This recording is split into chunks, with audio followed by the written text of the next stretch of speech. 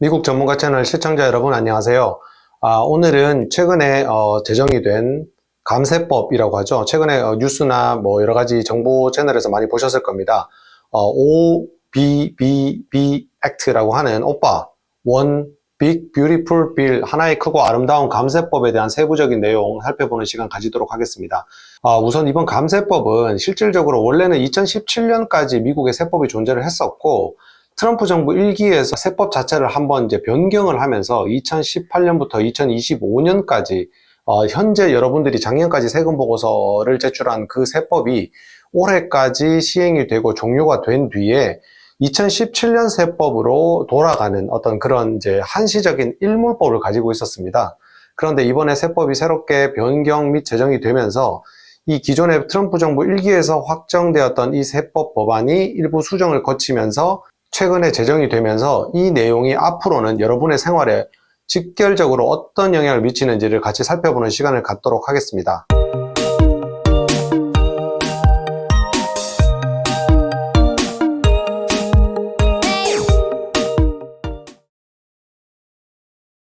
이 법안은 앞으로 향후 10년간 전문가들의 의견에 따르면 세수가 약 4조 달러 정도 감소할 것으로 예상이 되기 때문에 여러 가지 의회에서도 진통에 진통을 겪어서 통과된 법안이고요. 지금 현재 저희가 살고 있는 2025년부터 영향을 미치기 때문에 이 내용 마지막까지 놓치지 마시고 집중하셔서 보시면 좋겠습니다. 자, 현재 2024년 세금 보고를 해보신 분들은 알겠지만 원래 이 일몰법이 종료가 됐을 때는 39.6%의 최고 세율을 가진 2017년도의 세법으로 변경되도록 되어 있었습니다. 그러나 이 법이 제정이 됨에 따라서 지금 2024년도에 신고를 했던 것처럼 소득세 구간 10%에서 줄어든 세율인 37% 구간까지로 세율을 줄여서 지속 시행하게 되었고, 이 소득세율 구간은 앞으로도 지속적으로 적용이 될 예정입니다. 따라서 여러분들이 지금 직장에서 일을 하셔서 W2를 받거나 아니면 1099를 받거나 또는 사업을 하시는 분들은 본인들이 원천징수 비율이 정상적으로 제대로 되고 있는지, 또는 사업하시는 분들은 중간연합이 필요한 건지를 잘 판단하셔가지고 추후 납세가 나와서 페널티를 부과하는 일종의 가산세죠. 페널티가 부과되는 일이 없도록 지금 벌써 6월, 7월이 지나고 있기 때문에 한 번 정도는 3분기에 원천징수 비율이 적합한지 유효세율을 좀 판단하셔서, 본인이 판단하기 힘드시면 본인이 같이 거래하시는 세무사나 회계사들한테도 부탁을 하셔서 원천징수 비율이 좀 어느 정도 적당한지 한번 검토를 해보실 필요가 있겠습니다. 이번에 확정된 이 세율은 영구히 적용이 되기 때문에 여러분 앞으로도 이번에 한번 점검을 하시고 아까 말씀드린 원천징수나 중간연합에 대한 비율 한번 더 조정해 보시면 좋겠고요. 두 번째로 우리 생활에 많이 영향을 미치는 것은 지방세 공제입니다. 여기서 지방세 공제 한도가 기존에는 10,000불까지, 아무리 세금을 내가 많이 냈다고 하더라도, 내가 지방세 프로퍼티 텍스를 20,000불을 냈다고 하더라도 공제는 한도가 있어서 10,000불까지만 적용이 됐던 이 규정을 이번에 변경세법에서는 40,000불까지 한도를 증액했습니다. 그러니까 쉽게 말해서 캘리포니아나 뉴욕, 뉴저지 등 이 재산세, 부동산 보유세가 높은 지역에 사시는 분들은 혜택을 더 받게 되었죠. 그런데 이 지방세 공제는 항목공제, 즉 아이터마이즈 디덕션이라는 곳에서 여러분들 공제를 받게 됩니다. 이 원리를 조금 제가 설명을 드릴게요. 우리가 예를 들어서 소득이 있다고 칩니다. 이 불로소득도 있고 근로소득도 있을 수가 있어요. 이 두 가지 소득이 총 합계가 10만 불이라고 가정을 하면 여러분들 세금 보고 정산하실 때 가장 먼저 적용받는 캐테고리, 공제 캐테고리가 스탠다드 디덕션, 표준 공제라고 하죠. 또는 아이터마이즈 디덕션, 항목 공제, 이 둘 중에 나한테 유리한 거를 먼저 계산을 해서 가지고 와서 그 둘 중 하나만 적용을 받게 됩니다. 예를 들어서 자, 이해하기 쉽게 그냥 사례로 설명을 드릴게요. 이거는 실제 규정 액수하고는 조금 다르지만 사례입니다. 나의 총소득이 10만 불이라고 가정하겠습니다. 그런데 2025년도에 적용되는 표준공제가 2만 불이라고 가정을 하면 10만 불에서 2만 불은 이유 없이 무조건 공제를 받고 과세소득이 되는 택서블 인컴은 8만 불이 됩니다. 그래서 그 8만 불에서 앞서 말씀드린 소득세율 구간에 따라 각 세율별로 계산이 다 되고 나온 액수가 합산이 돼서 세금 계산이 되는데요.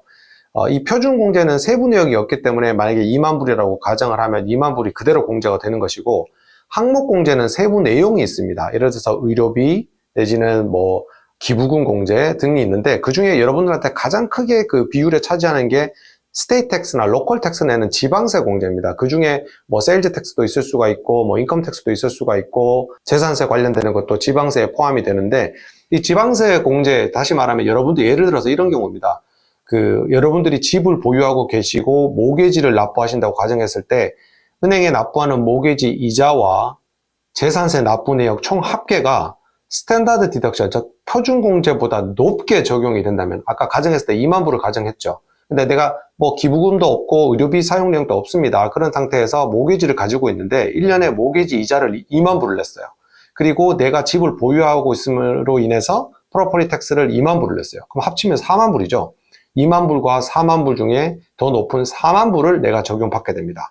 그래서 간혹가다 세금 정산 해보면 손님들께서, 저희 고객분들도 질문하시는 것이 뭐냐면, 내가 부동산을 보유하고 있는데 나는 왜 부동산 이자 내역이나 이런 것들을 공제해주지 않느냐라고 말씀하시는데, 표준공제가 더 유리하기 때문에 표준공제를 적용했기 때문에 항목공제는 제외되는 겁니다. 그렇기 때문에 집을 보유하신 분들, 특히 아마 이번에 지방세 공제 한도가 만에서 4만 불로 올라간 것 때문에 상당한 혜택이 있을 거라고 예상이 됩니다. 표준공제와 항목공제는 다른 영상에서도 존재를 하고, 일단 사례를 들어서 설명드렸으니까 이해를 하셨을 거로 보고요. 거기다 하나 더 추가할 것은 뭐냐면, 이번에 표준공제 자체도 기존 법안을 현행법, 뒤에 다시 설명드리겠지만 유지를 하기 때문에 표준공제 액수가 또 가정합니다. 3만 불이라고 가정했을 때 내 소득이 3만 불이 안 되면 세금 보고를 하지 않아도 된다라는 얘기를 많이 들어보셨을 거예요. 내가 뭐 W2를 받는다고 하더라도, 원천징수 했겠죠. W2를 받는다고 하더라도 내 총 소득이 2만 불입니다. 그러면 내가 만약에 2만 불의 소득을 받았는데 표준공제가 나한테 적용되는 게 2만 불이라고 하면 2만 빼기 2만이니까 빵! 그렇게 돼서 과세소득이 0, 당연히 납세액이 없겠죠. 따라서 원천징수 낸 것을 모두 돌려받는 환급이 이루어질 겁니다.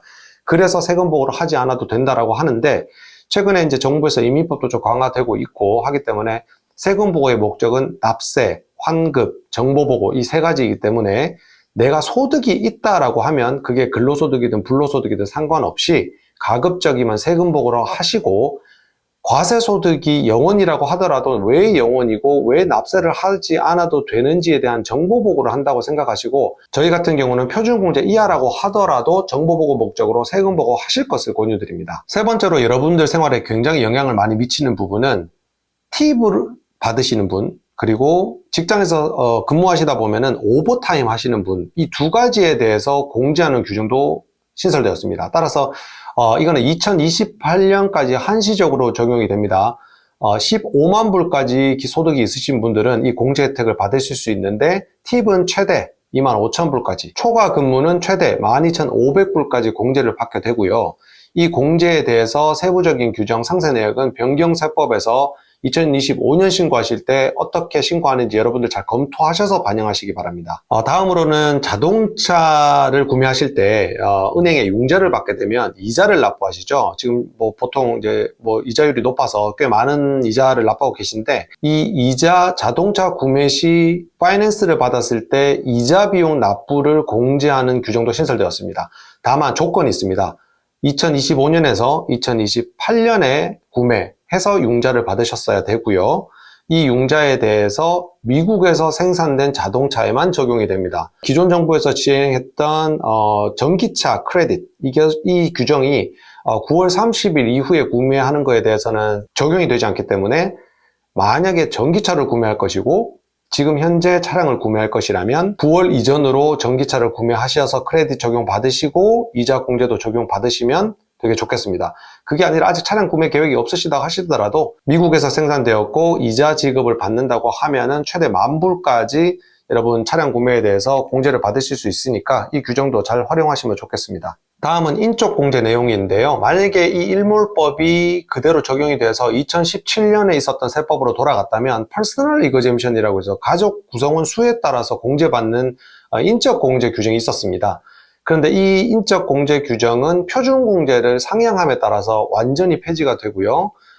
지금 현재 2025년 세금 보고 하실 때도 지금 현재 작년까지 세금 보고 하셨을 때 높아진 표준공제를 그대로 적용받게 되시고, 특히 65세 이상 시니어 분들은 6,000불을 추가 공제 받게 되십니다. 따라서 소셜 시큐리티 인컴에 대해서 지금 뭐 과세하느냐, 비과세 처리하느냐에 대한 논쟁이 되게 많았었는데 6,000불을 추가로 공제를 받게 되다 보니까 사실상 소셜 인컴을 받으시는 분들은 대부분 비과세 처리가 되는 효과가 있을 것으로 예상이 됩니다. 다만 시니어 분들에 대한 이 6,000불 추가 공제 부분은 2028년까지 한시적으로 시행이 되겠습니다. 다음은 자녀가 있으신 분들 CTC라고 많이 들어보셨을 겁니다. 차일드 텍스 크레딧에 대해서도 만약에 일몰법이 적용되었었다면 1,000불로 다시 떨어졌어야 되는데 이게 그대로 2,000불이 유지가 되면서 동시에 200불 정도가 더 상향돼서 2025년에 2,200불까지 공제가 적용이 되고요.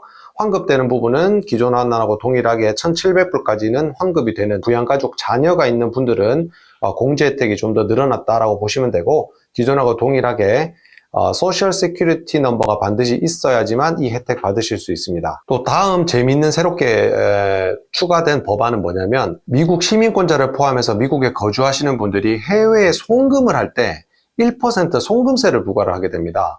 뭐 이 상황만 봤을 땐 되게 억울하고 좀 신기하겠죠. 왜냐면 이미 내가 소득세를 다 낸 내 돈을 해외에 뭐 부모님이나 뭐 친지들한테 송금을 할 때 1% 세금을 추가로 부과한다는 것은 좀 아이러니하겠지만 이것은 미국 내 이미 인가받은 시중은행에서 송금을 했을 때는 해당되지 않고요.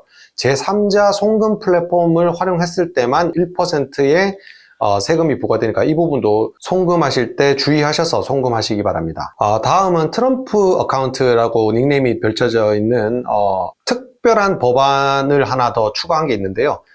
2025년에서 2028년 안에 출생한 아이들에 대해서 정부에서 1,000불 지원금을 지원해 드립니다. 따라서 해당 계좌에 대해서 개설을 하고 내가 5,000불까지 컨트리뷰션을 할 수가 있고 정부에서 1,000불을 매년 넣어주는 건 아니고요. 1,000불을 지급을 해주게 되고 이 돈은 나중에 직업훈련이나 교육비나 여러 가지 자녀가 태어나서 사회에 진출하는 데 필요한 자금, 집 다운페이먼트로도 사용할 수 있어요. 그래서 그런 자금으로 활용할 수 있는 약간 특별한 출생아들을 위한 특별한 계좌를 하나 신설해서 이번 세법안에 들어가 있고요.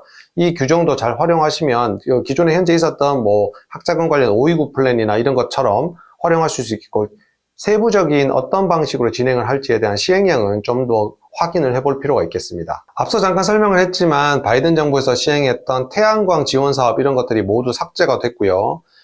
따라서 이번에 특히 전기차에 대한 크레딧이 이제 2025년부터 사라짐에 따라서 여러분들 전기차 구매할 때 해당 모델이 적용이 되는지 9월 말일자까지 내가 이 차를 샀을 때 전기차 크레딧을 받을 수 있는지를 딜러에다 잘 확인을 해보시고 앞서 설명드린 미국에서 제조가 된 메이드 인 USA 차량에 대해서 이자 공제까지 받을 수 있는지도 한 번 더 확인해 보시고 이제 전기차 지원에 대한 혜택은 올해부터 이제 없어지기 때문에 관련 내용 잘 확인하셔서 차량 구매하시면 여러분들 혜택 받으실 수 있겠습니다. 여러분들 사업에서 필요한 자산을 매입하셨을 때 감가상각 적용할 때 비용 공제 시 조금씩 이렇게 상각을 해서 하는 게 아니라 과세소득을 줄이는데 보너스 상각 활용하셔서 상당히 많은 폭의 과세소득을 줄일 수 있으니까 이 부분도 잘 활용하시면 좋을 것 같습니다. 최근에 카드 매출에 대해서 1099K라는 스테이트먼트가 발행이 되면서 소득 보고에 대한 규정도 강화되고 있는데요.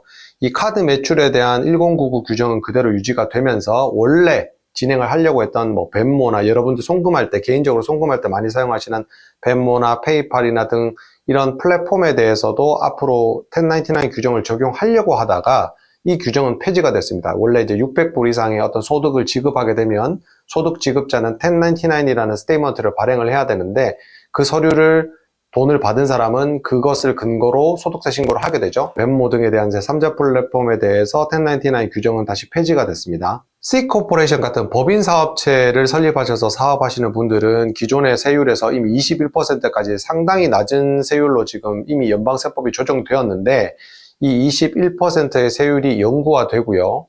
패스트루 엔터티라 그러죠. 법인이 세금 신고를 직접 하는 경우도 있고 소울멤버 LLC처럼 개인 소득세에 합산돼서 스케줄 C라는 양식으로 보고하는 경우도 있는데 이렇게 소득세 납부 자체를 사업체가 하지 않고 개인이 가지고 와서 패스트루 돼서 신고하는 사업체 같은 경우는 QBI 디덕션이라고 했던 기존 공제 제도가 있는데 이 제도를 23%로 상향을 해서 이 공제 제도도 영구화되었습니다. 이 부분은 사실상 굉장히 미국의 지금 거대 자산가들한테 희소식일 수가 있는데 미국에도 상속증여세 납부 제도가 있습니다. 그런데 이제 워낙 그 1인당 그 상속증여세 평생 공제액 수가 13밀리언으로 굉장히 높기 때문에 상당한 거대 자산가가 아니면 상속증여세가 없다라고 모두 다 인식을 하고 있는데, 이 상속증여세의 평생 면제 한도액도 증가가 돼서 15밀리언, 약 200억까지 공제가 되는 제도가 신설되었고 연구가 되어 있기 때문에 상속증여에 대한 부담도 상당히 줄어든 그런 세법 변경안이 되겠습니다. 따라서 미국의 상속증여세는 주는 사람을 기준으로 신고를 하기 때문에 부부가 15밀리언씩 3천만 불까지 공제가 되기 때문에 이 부분 잘 활용하시면 좋을 것 같습니다. 다음은 기부금 공제 관련 내용인데요. 앞서 설명드린 항목 공제 내용입니다. 그런데 표준 공제를 하더라도 한 300불까지, 개인당 300불까지는 이게 이제 증빙 없이도 기부금 공제가 가능했었었는데, 표준 공제를 적용받는 사람도 개인당 1000불까지, 부부로 치면 2000불까지 기부금 공제도 적용받을 수 있게 신설되었습니다. 이상 여러분의 미국 이민 생활, 미국에서 생활하시는 여러분들한테 가장 직접적으로 영향을 미치는, 특히 자동차 구매라든지 개인 소득세율, 소득세에 대해서 공제받는 범위, 내 자녀에 대한 혜택 등 개인 사업자, 자영업이나 여러분들 개인 생활에 영향을 미치는 거에 대한 엑기스만 뽑아서 여러분들한테 일단 세부적으로 설명을 드렸고요. 해당 내용에 이어서 지금 이런 변경세법이 앞으로 또 어떤 영향을 미치는지를 조금 더 설명을 드리면, 앞서 설명드린 여러 가지 변경세법 규정과는 달리 복지정책에 대한 메디케어나 푸드스탬프 같은 예산을 대폭 삭감을 했기 때문에 이 삭감한 부분에 대해서 일부 예산 충족을 주정부에서 조금 책임을 져라라는 내용들이 들어있기 때문에 주정부에서 어느 정도 또 세법이 변경될지도 예의주시하시면서, 여러분들 주정부는 또 별도의 세법 규정을 갖고 있어서 이 내용도 한번 예의주시하실 필요가 있고요. 이민신분과 이민법을 굉장히 강화하는 법안이 이 예산 안에도 들어있기 때문에 영주권자가 된다고 하더라도 연방정부로부터 이런 푸드스탬프나 복지 혜택을 받기 위해서는 5년간 대기기간이 필요하다는 규정이 있다던가, 아니면 오바마 케어라고 해서 정부에서 지원해주는 의료보험 혜택조차도 이민신분을 가지고 있는 분들은 정부 지원 보험을 제한한다라는 규정도 들어있습니다. 아울러 불법 이민자 단속을 위한 예산이 대폭 증대됨에 따라 ICE 이민 단속국에 대한 예산도 대폭 증액이 되었고요. 멕시코 장벽 건설이라든지 출입국 관리 직원을 1만 명 이상, 그리고 이민국 직원도 충원하는 그런 예산도 반영이 되었고요. 미국에서 출입국 하실 때, 입국하실 때, 특히 소명할 때 솔직하게 정확하게 설명을 하시는 게 굉장히 중요하실 것 같아요. 또한 미국 국방 예산을 많이 늘려서 첨단 국방 시스템을 도입하는 데 대한 예산도 많이 늘렸고요. 골든돔이라 그래서 방어 시스템에 대한 예산도 대폭 확대를 하고, 해안경비대 예산도 대폭 확대되었습니다. 또한 국내에 투자를 유치해서 일자리를 확충하기 위해서 제조기업들에 대한, 제조업에 대한 여러 가지 혜택도 많이 확대되었습니다. 전체적으로 이번에 새롭게 제정된 이 세법 내용을 보면요, 국경의 방호, 이민법 규정의 적용 강화, 그리고 소득세 감세, 복지 프로그램에 대한 축소, 그리고 국가 부채 한도 상향 조정 등의 영향으로 세수 감소에 대한 숙제를 좀 해결을 해야 되고, 저소득층에 대한 혜택이 굉장히 적다라는 비판이 많기 때문에 이 부분도 해결해야 될 현 정부의 과제가 아닐까 생각합니다. 오늘 이렇게 변경된 세법을 여러분들에게 세부적으로 사례까지 들어가면서 생활에 활용하시라고 설명드리는 가장 큰 이유는, 이 세금에 관련되는 이 업무는 시간이 지나버리면 적용을 할 수가 없습니다. 따라서 여러분들이 절세를 하기 위해서, 아니면 원천 징수가 제대로 됐는지 등을 활용해서 확인을 하기 위해서는 사전에 반드시 계획해야 됩니다. 소득세뿐만 아니라 상속증여세도 미리 계획된 절세 계획에 따라서 움직여주지 않으면 시간이 다 지나고 나서, 또는 그 상황이 벌어지고 나서는 수정을 할 수 있는 방법이 없기 때문에 오늘도 여러분들 변경된 세법 저희가 분석해서 이렇게 알려드리는 거니까 여러분들이 공부가 되고 쉽게 잘 전달됐을 거라 믿고, 오늘도 이 정보 잘 활용하셔서 좋은 하루 되시길 바랍니다. 여러분 다음 시간에 또 뵙겠습니다. 감사합니다.